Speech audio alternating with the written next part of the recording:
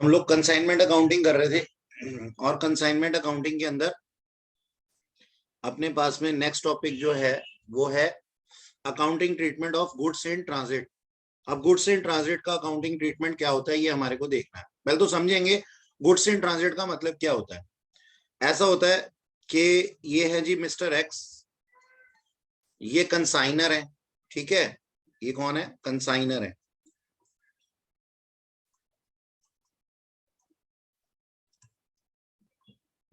ठीक है, कंसाइनर ने कंसाइनी को, मिस्टर वाई कौन है? कंसाइनी।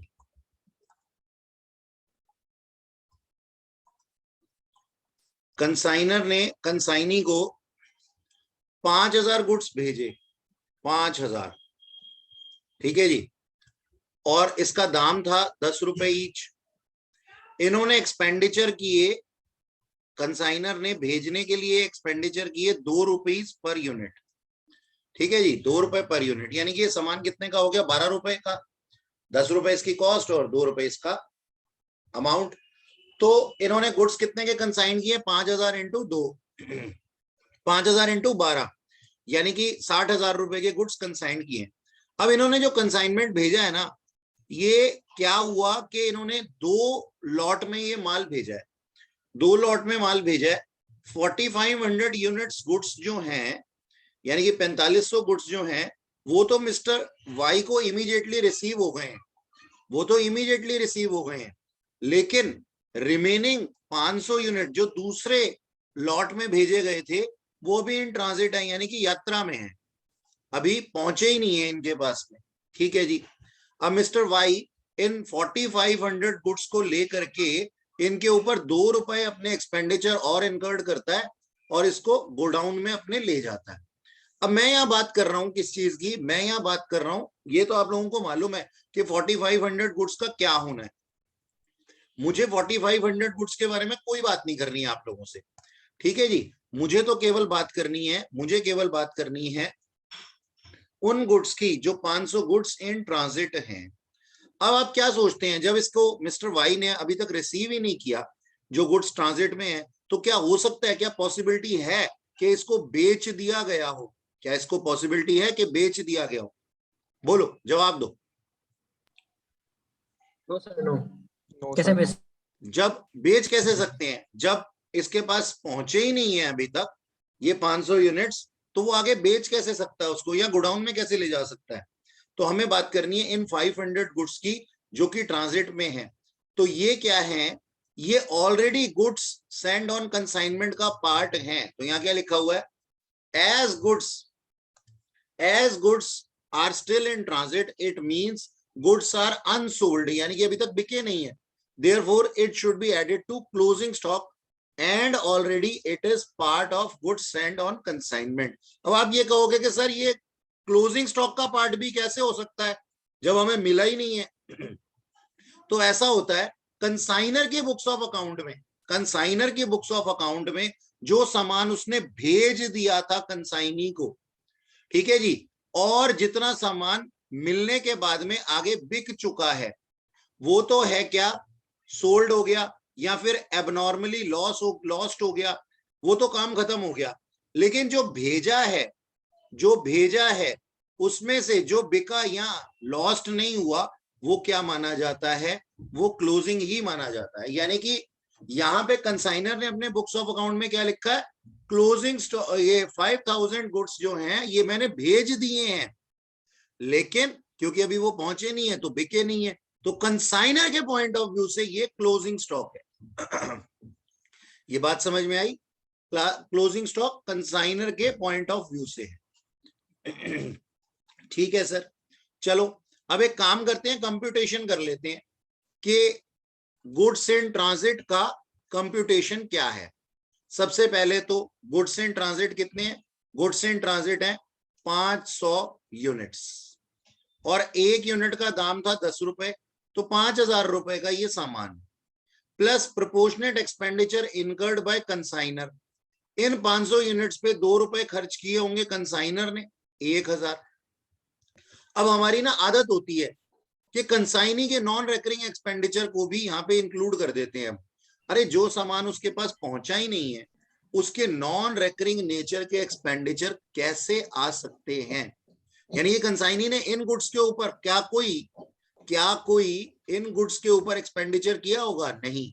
तो यहाँ पे नील नहीं, देखिए मैंने लिखा है नॉट एप्लीकेबल, क्योंकि जब उसके पास पहुंचे ही नहीं है तो ये क्वेश्चन ही अराइज नहीं होता कि उसने रेकरिंग या नॉन रेकरिंग नेचर के कोई एक्सपेंडिचर इन गुड्स के ऊपर किए हों।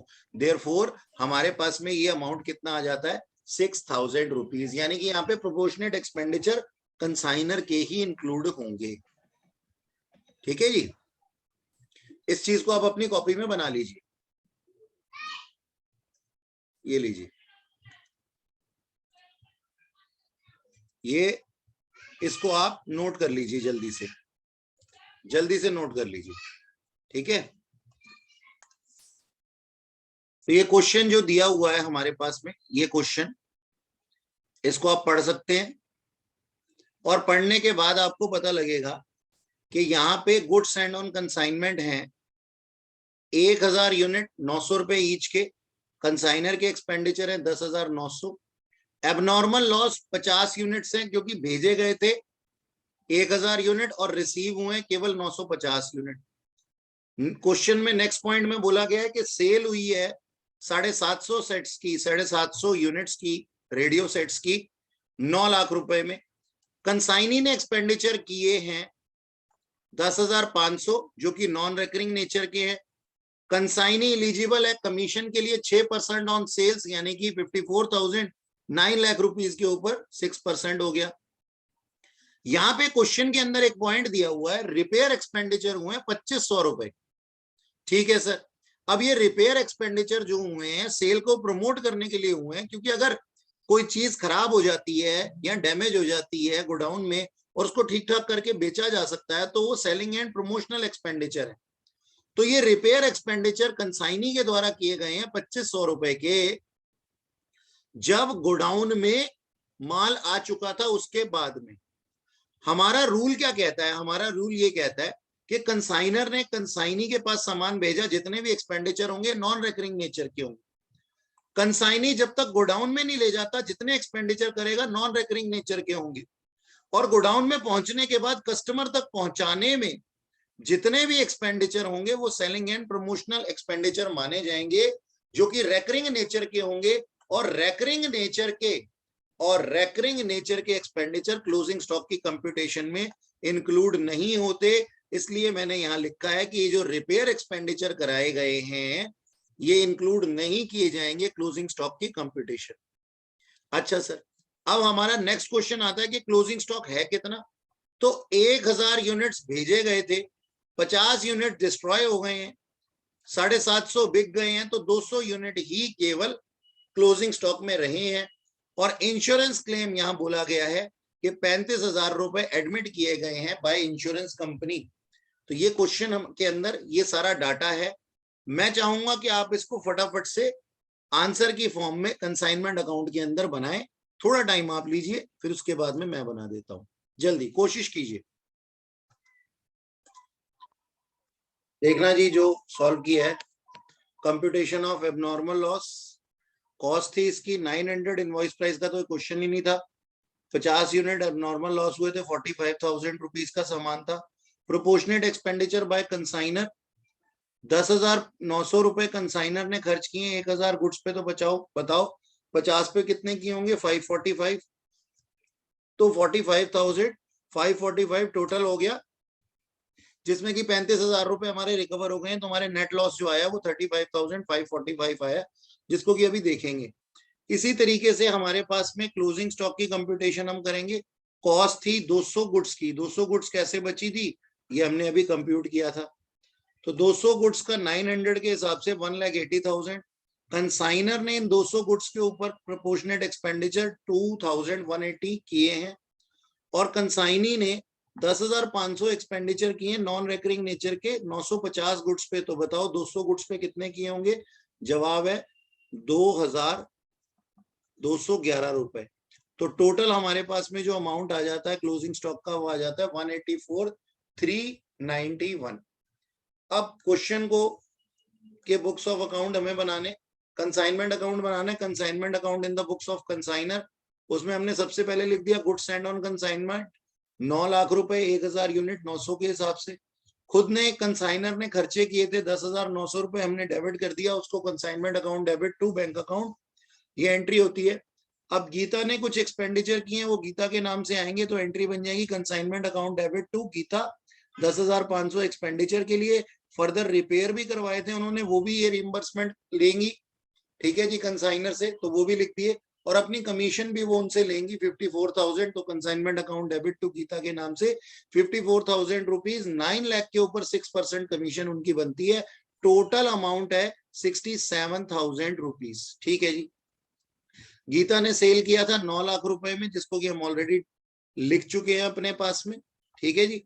ये सारे पॉइंट्स क्वेश्चन से रिलेटेड यहाँ पे लिखे हुए थे, ठीक है, जिसके अंदर गीता का सेल अमाउंट भी था, ठीक है, 9 लाख रुपए में 750 यूनिट्स उन्होंने बेच दिए थे, ठीक है।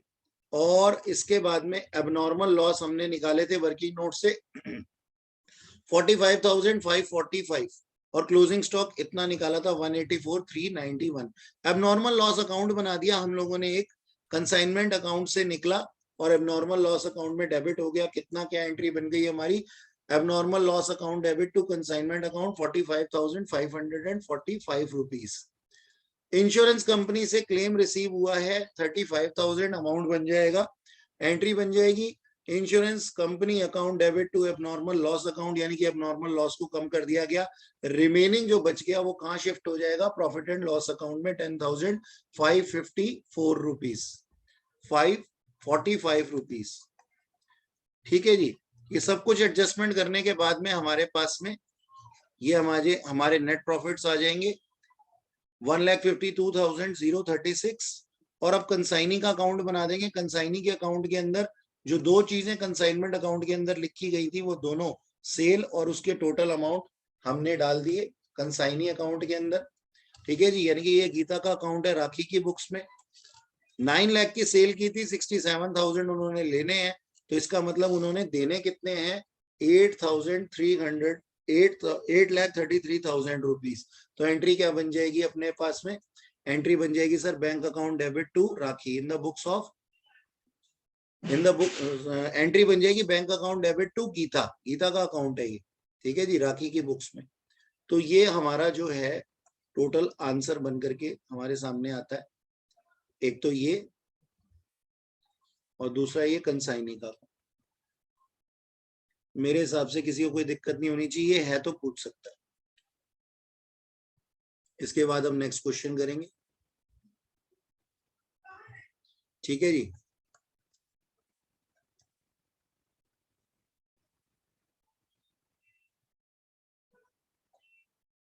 नेक्स्ट क्वेश्चन में क्या लिखा हुआ है, Shri Mehta of Bombay consigned 10,000 cases of goods costing 100 रुपए each to Shri Sundaram of Madras, ठीक है जी। Shri Mehta pays expenditure in connection with consignment, carriage 1000, freight 3000, loading charges 1000, ठीक है जी। इनके ये नॉन रेकरिंग नेचर के एक्सपेंडिचर हैं सारे के सारे। श्री सुंदरम स्वेल 700 यूनिट्स, यानी कि 1000 में से 700 यूनिट इन्होंने बेच दिए 140 पर केस के हिसाब से, यानी कि जो उनको हमने भेजा था सामान उससे ज्यादा अमाउंट पे बेच दिया इन्होंने 140 पे।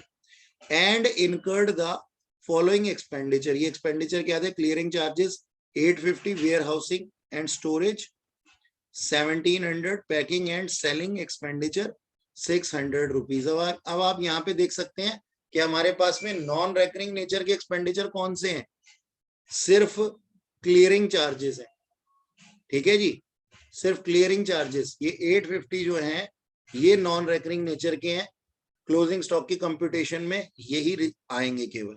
अच्छा, आगे लिखा हुआ है, it was found that 50 cases has been lost in transit and 100 cases are still in transit.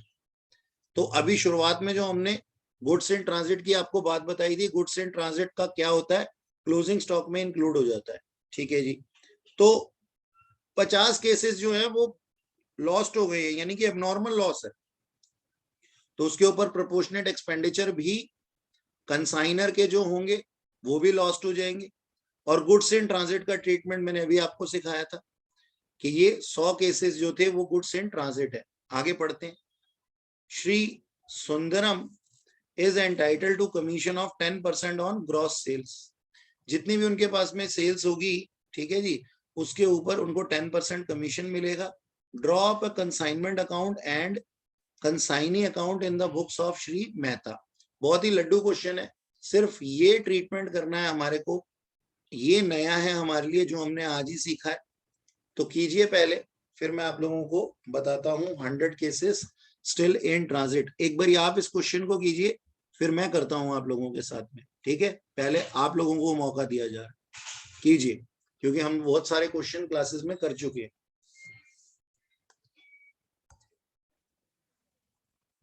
अब इस क्वेश्चन के अंदर हमारे पास में है एबनॉर्मल लॉस 50 यूनिट्स का, जो कि goods in transit, goods lost in transit हो गए थे, और गुड्स इन ट्रांजिट है 100 यूनिट्स।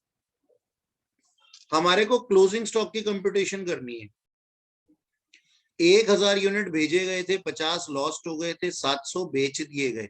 250 यूनिट्स कायदे से होने चाहिए थे, लेकिन 250 में से 100 यूनिट्स तो इन ट्रांजिट है और 150 यूनिट्स विद कंसाइनी है। तो हम क्या करेंगे, हम कॉस्ट निकालेंगे। 150 यूनिट्स की 100 रुपए के हिसाब से 15,000 आ गया, plus proportionate expenditure by consignor. Consignor ने 5,000 रुपए खर्च किए थे 1000 गुड्स पे, तो बताओ 150 गुड्स पे कितने किए होंगे, 750। ऐसी कंसाइनी ने 850 रुपए नॉन रेकरिंग नेचर के एक्सपेंडिचर किए थे 850 गुड्स के ऊपर। ये 850 कैसे आया है, सिंपल सी बात है, 1000 गुड्स सेंड किए गए थे, 50 डिस्ट्रॉय हो गए हैं और 100 इन ट्रांजिट है, ठीक है जी। तो ये कितने हो गए, इसने डिलीवरी ली है 850 गुड्स की, तो 850 रुपए खर्च किए हैं 850 गुड्स के ऊपर, तो 150 पे कितने किए होंगे, 150, 15,900 रुपए इसका टोटल अमाउंट आ गया, ठीक है जी। और इन ट्रांजिट वाले जो गुड्स हैं उनकी कॉस्ट है 10,000 रुपीज, 100 इंटू 100, और कंसाइनर के एक्सपेंडिचर 5,000 थे 1000 गुड्स पे, तो 100 पे होंगे 500। कंसाइनी के एक्सपेंडिचर नॉट एप्लीकेबल, क्योंकि अभी उसके पास वो सामान पहुंचा ही नहीं है, तो वो एक्सपेंडिचर कैसे कर सकता है, तो 10,500। तो जो हमारा नेट क्लोजिंग स्टॉक आएगा, नेट क्लोजिंग स्टॉक वो आएगा सर 15,900 और प्लस 10,500, टोटल कितना आ जाता है ये बताइएगा, 25,000 और उसके बाद 26,000, तो 26,400, 26,400 26,400 मात्र। बाकी पूरे क्वेश्चन के अंदर सब कुछ नॉर्मल ही है, बाकी पूरे क्वेश्चन को आप लोग कर सकते हैं। ये हमारे पास में कैलकुलेशन ऑफ क्लोजिंग स्टॉक है, क्योंकि इसके अंदर एक पॉइंट नया था, गुड्स इन ट्रांजिट वाला, ठीक है जी। आप लोगों की जानकारी के लिए बता दूं कि यहाँ पे हमारा जो नेट प्रॉफिट आएगा वो आएगा 11,700 रुपए, ठीक है। और कंसाइनी का जो बैलेंस आएगा, बैलेंस ईडी, कंसाइनी का जो बैलेंस आएगा वो आ रहा है हमारे पास में 85,050, ठीक है जी, 85,050, ठीक है। बाकी सब कुछ नॉर्मल है, आप कर सकते हैं।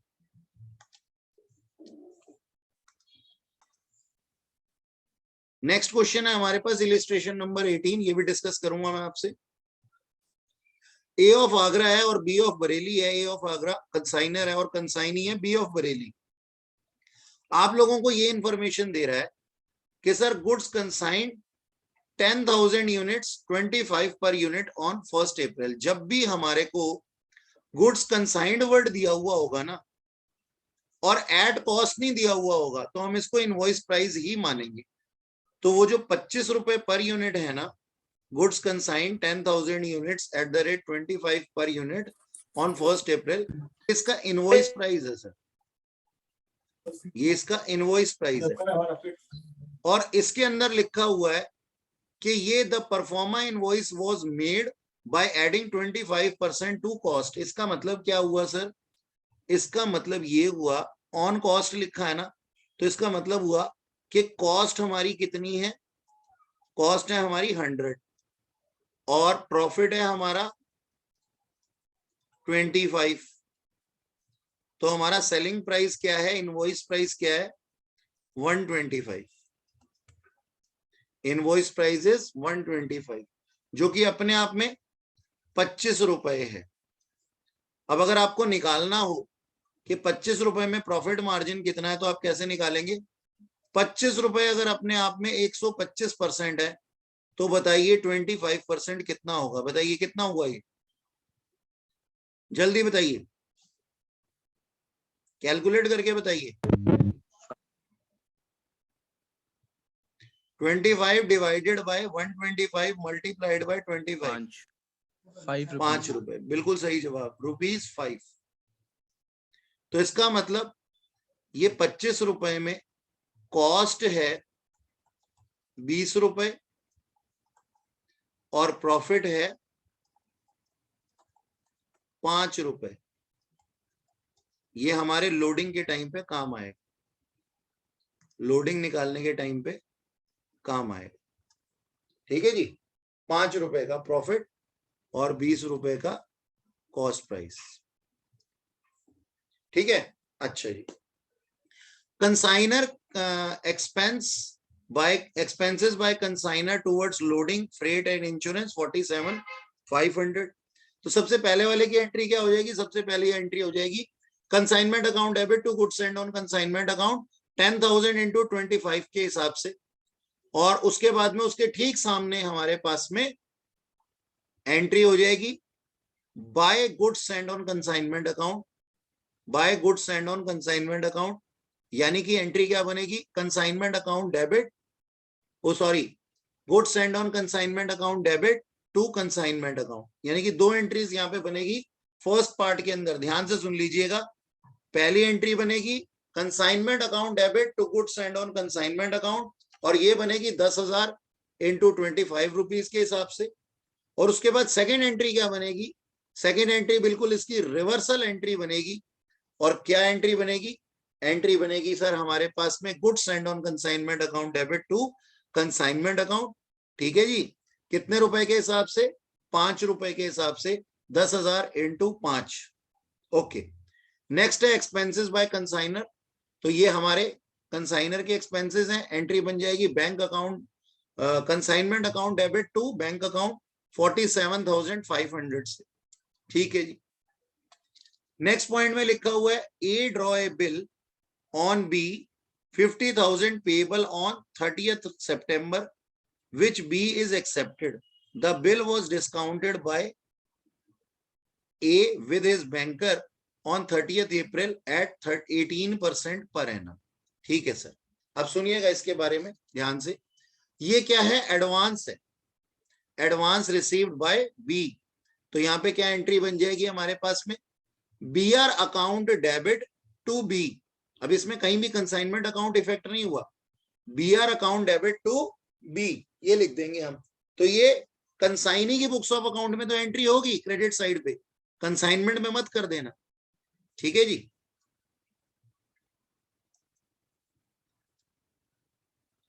अच्छा आगे चलते हैं, आगे चलते हैं सर। हमारे पास में आगे दिया हुआ है कि बिल डिस्काउंट करवाया। अब आप डिस्काउंटिंग चार्जेस निकालना जानते हैं। वो डिस्काउंटिंग चार्जेस कहां पे आ जाएंगे? वो डिस्काउंटिंग चार्जेस आपके कंसाइनमेंट अकाउंट में आ जाएंगे। तो एंट्री क्या बन जाएगी सर?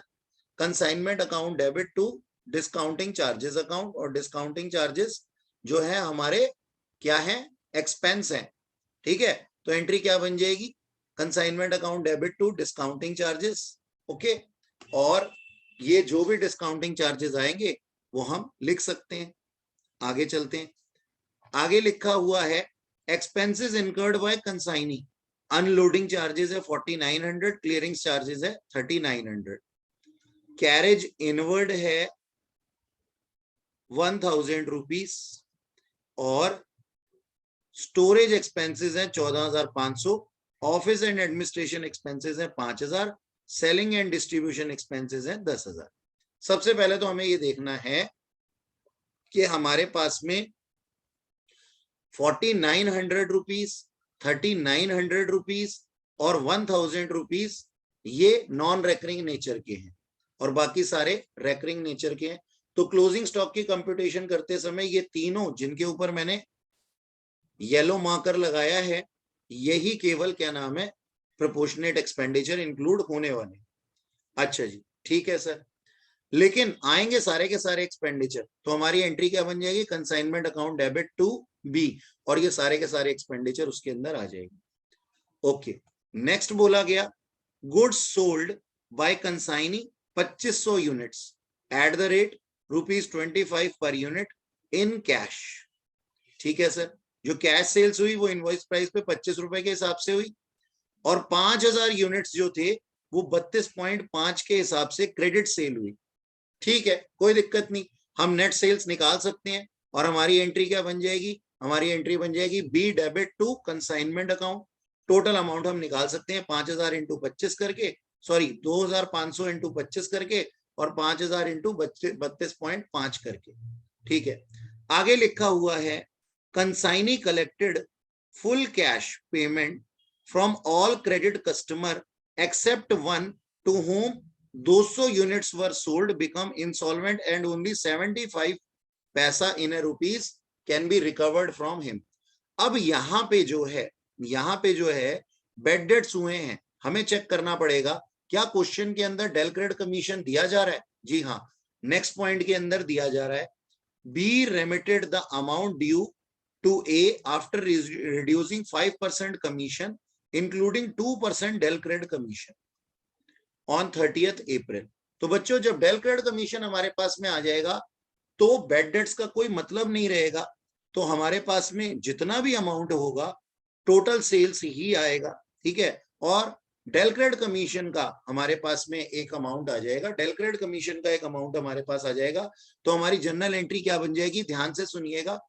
बेड डेट्स का अमाउंट आप कंसाइनमेंट अकाउंट के अंदर नहीं लिखेंगे, 25 पैसा जो बेड डेट्स हुए हैं 200 यूनिट्स के ऊपर उसको आप कंसाइनमेंट अकाउंट में नहीं लिखेंगे क्योंकि कंसाइनर ने कंसाइनी को डेल क्रेडिट कमीशन दिया था। ठीक है, अच्छा डेल क्रेडिट कमीशन क्योंकि वैसे तो मिलता है क्रेडिट सेल्स पे, लेकिन हमारा इंस्टीट्यूट क्या कहता है टोटल सेल्स पे दो, तो हमें ज्यादा पेन लेने की जरूरत नहीं है कमीशन निकालने के लिए। स्ट्रेट अवे जितना भी हमारा सेल्स अमाउंट आएगा, जो भी हमारा सेल्स अमाउंट आएगा उसके ऊपर 5% कमीशन हमें दे देना है और एंट्री क्या बन जाएगी, एंट्री बन जाएगी B's account sorry consignment account debit to B commission के अमाउंट से।